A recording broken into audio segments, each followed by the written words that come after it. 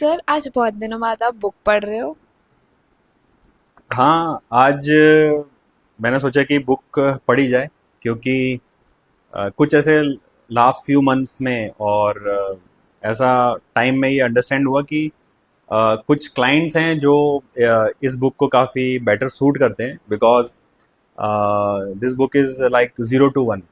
सो मैंने वही थोड़ा सा एनालिसिस और रिसर्च कर रहा था कि क्यों कुछ क्लाइंट 0 से 1 पे तो आ जाते हैं लेकिन उसके बाद क्या हो जाता है कैसा था। तो I was just going through that book and मैं वैसे बुक पढ़ता नहीं हूँ but to understand this topic मैंने सोचा कि I will just read this book. तो आज की कहानी इसी पे होने वाली है। हाँ, आई थिंक आज की कहानी मैं आपको इसी से रिलेटेड शेयर करता हूँ। सो बेसिकली ये बात है एक क्लाइंट की जो 2 साल पहले से जुड़ा था, और एक क्लाइंट है जो 1 साल पहले जुड़ा था, और एक क्लाइंट है जो 6 मंथ पहले जुड़ा था। तो ये जो तीनों क्लाइंट्स हैं ये एक ही कैटेगरीज में मतलब इनके सिचुएशंस एक ही हुई थी। तो जैसे एक क्लाइंट था जो क्लोथिंग में डील करता था फ्रॉम हरियाणा। एक क्लाइंट है जो पेन रिलीफ ऑयल्स में डील करते थे फ्रॉम गुजरात। एंड एक क्लाइंट थे जो गार्डनिंग इक्विपमेंट्स होते हैं, राइट, दिल्ली से, ये जुड़े थे हमसे। सो अगर हम तीनों में सेक्टर्स अलग अलग थे लेकिन आप तीनों में कॉमन चीज़ देखोगे तो इनके जो प्रोडक्ट्स है वो एफोर्डेबल भी थे और इनका काफ़ी अच्छा मार्केट भी था। सो ये सब हमारे पास आए, और पहले इन सब का अपना एक रिटेल बिजनेस था, किसी का रिटेल बिजनेस था और कई सारे सिर्फ फर्स्ट टाइम ऑनलाइन में आ रहे थे। ठीक है, तो हमने उनसे डिस्कशन किया, उनके प्रोडक्ट को समझा। ठीक है, तो एक चीज़ पता लगी कि ये क्लाइंट्स बहुत बड़े नहीं हैं। ठीक है, they are small clients, right. So उनसे हमसे बात की तो हमारा एक एक्चुअली एक मॉडल होता है जिसमें हम जो छोटे एंटरप्रेन्योर्स आते हैं या छोटे स्टार्टअप्स आते हैं, हम उनको 6 मंथ के लिए हमारे साइड से सपोर्ट करते हैं। सपोर्ट इन द सेंस जो हमारी फीस होती है हम उसको इस तरीके से हमने किया होता है कि फॉर द 6 मंथ हम हमारी फीस कम कर सकें और उनको पुश कर सकें एड बजट्स के लिए। बिकॉज ये जितने प्रोडक्ट्स एफ होते हैं, ये अगर आप सोचो कि सिर्फ आप organically you can achieve the business, वो पॉसिबल नहीं होता। सो एक अच्छा खासा एक ठीक ठाक एड बजट रखना पड़ता है। तो हम क्या करते हैं कि 6 मंथ तक उनको एक प्लान ऐसा बनाते हैं कि वो 0 से 1 तक आ जाएं और सस्टेन कर जाएं। और उसके बाद जब वो प्रॉफिट 6 मंथ तक प्रॉफिट बनाने लग जाते हैं, देन हम उनकी स्ट्रेटेजी चेंज करते हैं और बहुत हार्ड मार्केटिंग स्टार्ट करवाते हैं, और हमारी भी जो फीस होती है हम उसको इंक्रीज करते हैं। बट एक्चुअली वहाँ पे जाके सिचुएशंस चेंज हो जाती हैं। तो लाइक दैट एक पेन रिलीफ ऑयल वाले क्लाइंट थे, उनका हमने काम लिया कि हमें market places like Amazon, Flipkart पे सेल करना है, और उनकी वेबसाइट को भी काम करके हमें उस लेवल तक लाना है और उस पर भी प्रोडक्ट सेल करना है। तो हमने प्राइस स्ट्रेटजीज बनाई, उनकी प्रोडक्ट स्ट्रेटजीज बनाई सारी, और मार्केटिंग स्ट्रेटजी बनाई, हमने उनके लिए एक बजट रखा। ठीक है, इन क्लाइंट्स के लिए हमने जो भी बजट रखा वो बजट भी 500 to 800 के बीच में हमेशा रहा है, राइट। क्योंकि हमें पता है कि इतना भी अगर वो पर डे करेंगे तो मंथ का काफ़ी बड़ा अमाउंट हो जाता है, राइट। सो फर्स्ट 2 मंथ में इन जितने भी क्लाइंट्स थे, रिलाइट वेयर वाले टी शर्ट्स के क्लाइंट थे हमारे, और गमला कार्ट जो ब्रांड था उसमें गार्डनिंग इक्विपमेंट्स वो थे। तो इन सब के लिए हमने स्टार्ट किया, मार्केट स्टडी किया, सब चीज़ बहुत चीज़ें प्रिपेयर किया। 3 मंथ्स में इनका बिजनेस पॉजिटिव में आने लग गया फ्रॉम द नेगेटिव।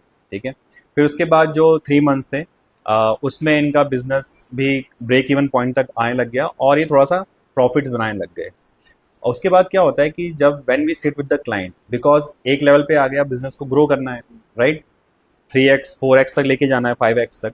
तो जब हम इनसे इस बात पे डिस्कशन किया कि अभी हमें यहाँ तक आपने सिर्फ ऐड पे डिपेंड होके अचीव कर लिया है, आपके प्रोडक्ट में पोटेंशियल है, इसको let's increase the marketing.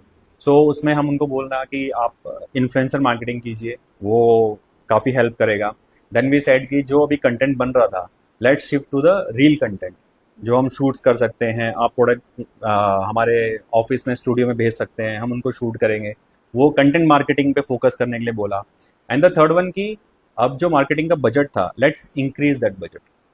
But I don't know what happen कि जब हम 0 से 1 पे आ गए, उसके बाद मेरा जो अंडरस्टैंडिंग है, मेरे को ये लगता है कि ये जो तीनों क्लाइंट्स थे एक टाइप के, इनको ये लगा कि या तो क्लाइंट के माइंड में ये था कि जो अभी मेरा बिजनेस आ रहा है वो सफिशेंट है, ठीक है, मैं ये सेम बिजनेस 1 साल तक चलाता हूँ, राइट, बिकॉज मैं और रिस्क नहीं ले सकता, कई बार रिस्क टेकिंग कैपेबिलिटीज़ नहीं होती, ठीक है, तो मेरे को बस जो आ रहा है वो मैं वही रेगुलर करता हूँ। लेकिन हम तो उनको 0 to 1 ले आए होते हैं, प्रॉफिटेबल बिजनेस देना चालू करते हैं, तो हमें तो डेफिनेटली अपनी फीस इंक्रीज करनी है, तो वहाँ पे आई थिंक वो स्टक हो जाते हैं।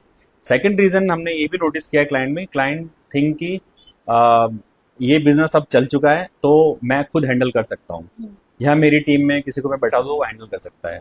But I frankly tell you, अगर कोई 5 क्लाइंट इस तरह से क्विट हुए हैं तो उसमें से we have notice, because we are present in digital media, हम अवेलेबल रहते हैं, हम थोड़ा ट्रैकिंग रखते हैं, तो वी हैव फाउंड कि अगर 5 हैं तो उसमें से एक क्लाइंट ही ऐसा होगा जो बिजनेस चला पा रहा होगा, बाकी 4 कईयों के बिजनेस ऐसे हुए हैं जो ऑलमोस्ट बंद कर चुके हैं, they shift to another businesses, और या फिर उन्होंने टोटली वो सब कुछ बंद कर दिया, even website they have stop. So ये बुक उसी के रिगार्डिंग है कि 0 to 1 आप में सबसे ज़्यादा एफर्ट्स लगता है, ठीक है, 0 to 1 में सबसे ज़्यादा एफर्ट्स लगता है। एक बार आप जब 1 पे आ जाते हो, आपको जब पता लग गया कि हम यहाँ तक पहुँच सकते हैं, तो 1 to 100 या 1 to 1000 तक पहुँचना is just a number. So but हाँ, डेफिनेटली मार्केटिंग है, marketing is a investment, it's not a expense. So आपको वो 6 मंथ का प्लान, 1 से 100 तक पहुंचने का जो प्लान है इन्वेस्टमेंट, वो एजेंसी के साथ कॉन्फिडेंस में उनसे आप डिस्कस कर सकते हो, समझा सकते हो, प्लान कर सकते हो, बट मैक्सिमम ये ऐसा नहीं होना चाहिए कि विद एजेंसी के भी जो एफर्ट्स होते हैं और क्लाइंट के भी जो एफर्ट्स होते हैं वो 0 से 1 पे आके एंड हो जाए। So that's why I am going through this book, and I hope after finishing this book, I will reach to the right conclusion and answer. Okay sir, so इस कहानी से ये कंक्लूजन निकलता है कि बहुत सारे बिजनेसेस को ऐसा लगता है वो 0 से 1 पे आ गए, अब एक स्टेज पे आ गए, वो मार्केटिंग स्टॉप कर देंगे तो जैसा है वैसा चलता रहेगा। बट ऐसा नहीं होता, उन्हें मार्केटिंग स्टॉप नहीं करनी चाहिए।